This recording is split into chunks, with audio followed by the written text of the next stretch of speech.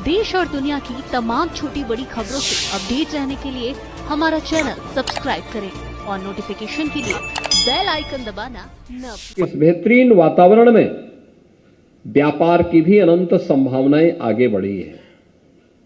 जो डाटा मैंने यहां पे रखे हैं कि जेमएन ज्वेलर्स की जो भूमिका है इकोनॉमी की दृष्टि से वो अत्यंत महत्वपूर्ण है। यह पक्ष सरकार का था, सरकार ने वातावरण दिया, आपने अपने व्यवसाय को आगे बढ़ाने में योगदान दिया।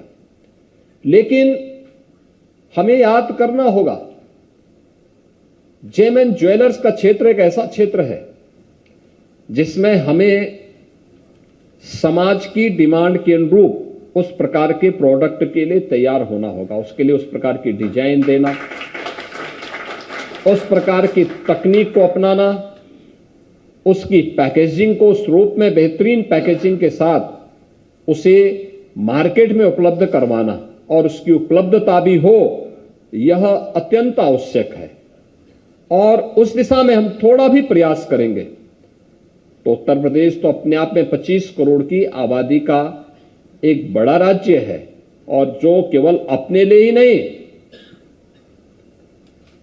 आसपास के राज्य भी जिसपे अपने व्यापार के लिए, रोजगार के लिए, शिक्षा के लिए, स्वास्थ्य के लिए जिस राज्य पे निर्भर करते हैं वो उत्तर प्रदेश है। यानी मान के चलिए कि 30 करोड़ की आबादी की व्यापार और रोजगार की आवश्यकताओं की पूर्ति, उनके स्वास्थ्य और शिक्षा की आवश्यकता की पूर्ति अकेले उत्तर प्रदेश करता है।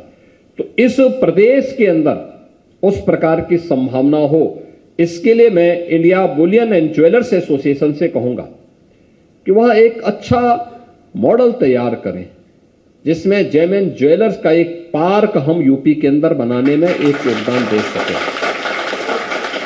ये संभावनाएं, इसकी प्रोसेसिंग हो, इसमें नई डिजाइन के साथ उस प्रकार के ज्वेलरी को, उस प्रकार के जेम्स को हम आगे बढ़ाने में आपके साथ मिलकर के तकनीक का योगदान दे सकें, फिर यहां से मार्केट के लिए सप्लाई चेन बना सकें और फिर उसके एक्सपोर्ट की भी व्यवस्था की जा सके। इस दिशा में क्या प्रयास हो सकते हैं, आपके सुझाव और इस सभी मिलकर के कार्य करेंगे तो आपका व्यापार भी आगे बढ़ेगा।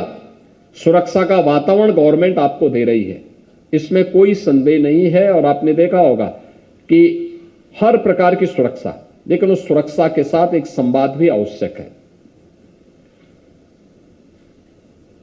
मैंने 2 वर्ष पहले प्रदेश भर के अंदर सभी व्यापारिक प्रतिष्ठानों से और सभी बैंकिंग संस्थाओं से भी, अपने गृह विभाग को भी और नगर विकास विभाग को भी इसके बारे में कहा कि देखिए हमें सेफ सिटी के लक्ष्य को प्राप्त करना होगा।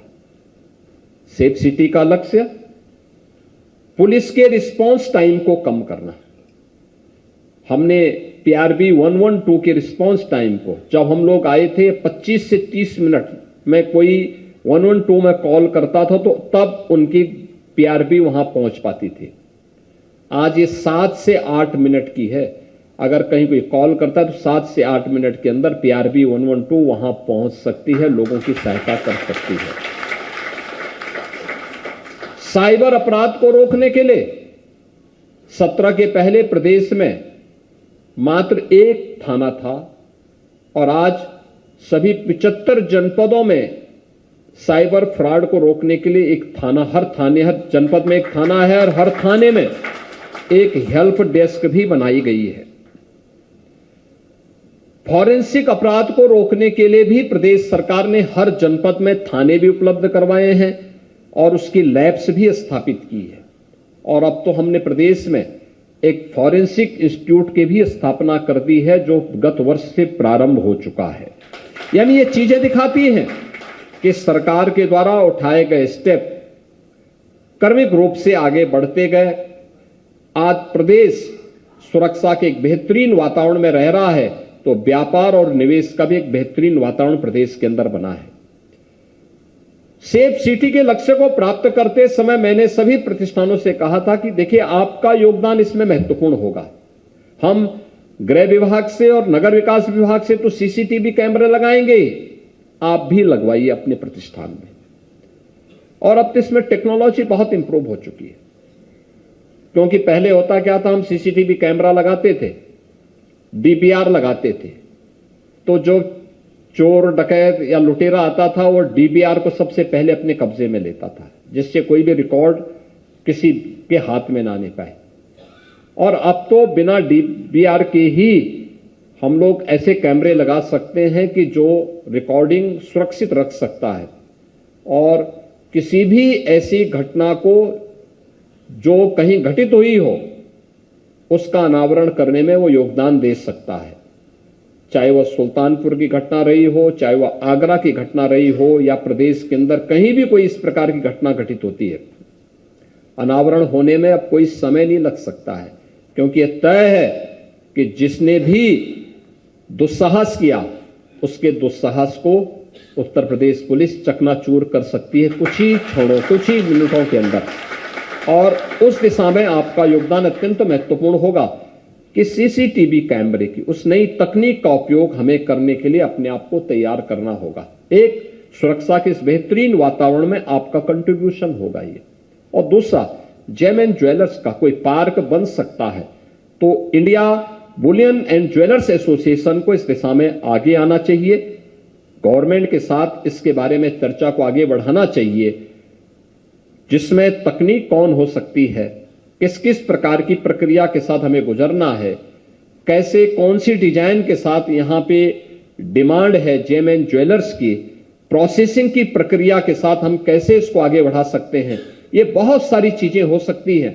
तो इस दिशा में प्रदेश सरकार का भरपूर योगदान आपको प्राप्त होगा। 8 वर्ष के बारे में हमारे वित्त मंत्री जी ने आपको बताया कैसे हमने इस प्रक्रिया को आगे बढ़ाया। याद करिए, 1947 से लेकर के 2017 तक पहुंचते पहुंचते उत्तर प्रदेश की इकोनॉमी 12,75,000 करोड़ की मात्र जीडीपी एसजीडीपी थी हमारी, कुल 12,75,000 करोड़ की, और आज यह 30 लाख करोड़ की हुई है मात्र 8 वर्ष में। यानी हमें 70 वर्ष में हम जितना पहुंचे थे, 8 वर्ष में हमने उससे भी 150 गुना अधिक वृद्धि की है।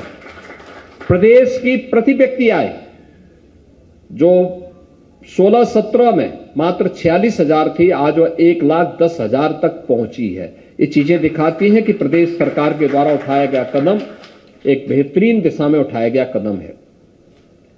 2016-17 में उत्तर प्रदेश देश के अंदर 7वें स्थान पर अर्थव्यवस्था में आता था और बीमारू राज्य माना जाता था। आज उत्तर प्रदेश बीमारू राज्य नहीं, रेवेन्यू सरप्लस स्टेट है, भारत की इकोनॉमी का ग्रोथ इंजन है। आज उत्तर प्रदेश देश की अर्थव्यवस्था में 7वें स्थान पर नहीं बल्कि नंबर 2 स्थान पर उत्तर प्रदेश है। और जो कदम हम लोगों ने आगे के लिए बनाए हैं, बहुत शीघ्र उत्तर प्रदेश अग्रणी अर्थव्यवस्था में आगे बढ़ेगा। इस विश्वास के साथ इसमें जेम एंड ज्वेलर्स की एक बड़ी भूमिका हो सकती है, उत्तर प्रदेश की इकोनॉमी के लिए भी, उत्तर प्रदेश में एम्प्लॉयमेंट के लिए भी, और उत्तर प्रदेश को एक नई पहचान दिलाने के लिए भी उसी रूप में हो सकती है जैसे वन डिस्ट्रिक्ट वन प्रोडक्ट ने उत्तर प्रदेश को एक नई पहचान दिलाई है। उस दिशा में मैं आप सबके प्रस्ताव को आमंत्रित भी करता हूं। आपके इस कॉन्क्लेव के लिए मैं आयोजकों को हृदय से धन्यवाद देता हूं, इसके प्रति अपनी शुभकामनाएं देता हूं और विश्वास करता हूं कि आप एक बेहतरीन वातावरण में स्थानीय प्रशासन और शासन के साथ मिलकर के अपने व्यवसाय को भी आगे बढ़ाएंगे और लोगों के चेहरे पर भी चमक लाने का काम करेंगे। आप सबके प्रति मेरी मंगलमय शुभकामनाएं हैं। धन्यवाद। जय हिंद। कोटि में सीएम योगी पहुंचे थे, जहां पर उन्होंने सभी को बधाई दी है और उन्होंने ऑपरेशन सिंदूर का भी जिक्र किया कि उन्होंने बताया कि अब भारत की शक्ति को दुनिया ने देखा है और विकसित भारत अब किसी को छोड़ता नहीं। तो आईबीजे कॉन्क्लेव में सीएम योगी पहुंचे थे लखनऊ में, यह कार्यक्रम रखा गया है। ज्वेलर्स एसोसिएशन के कार्यक्रम में सीएम योगी पहुंचे थे।